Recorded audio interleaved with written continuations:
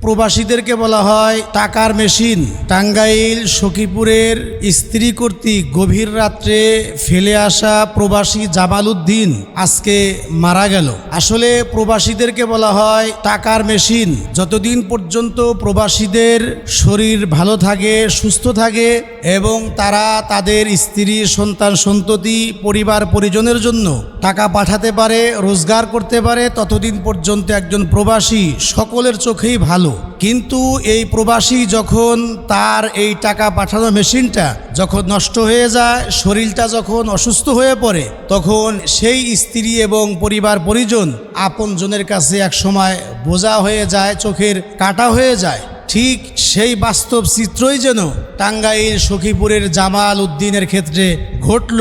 জামাল উদ্দিন দীর্ঘদিন 12 বৎসর পর্যন্ত সৌদি আরব ছিলেন এবং এই 12 বৎসরেই সে তিলে তিলে তার মাথার গাম পাতায় ফেলে গায়ে রক্তকে পানি করে সে টাকা পয়সা রোজগার করে তার স্ত্রীর নামে টাকা পয়সা পাঠাইতো এবং তার টাকা পয়সা তার বিবি, তার সন্তান সন্ততি, আপনজন যারা, এরা আনন্দ ফুর্তি করত।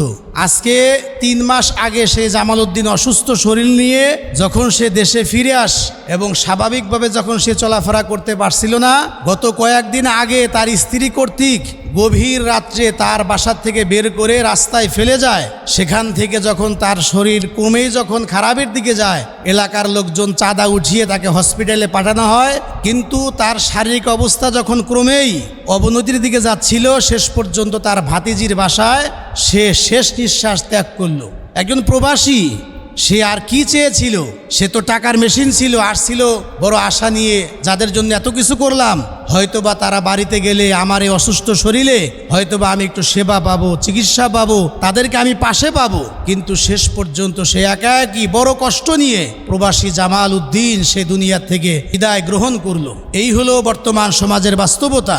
আল্লাহ রাব্বুল আলামিন জামাল উদ্দিনকে বেহেশতে নসিব করুন এবং আমার এই দেশের সকল মানুষদেরকে আল্লাহ হেদায়েত নসিব করুন।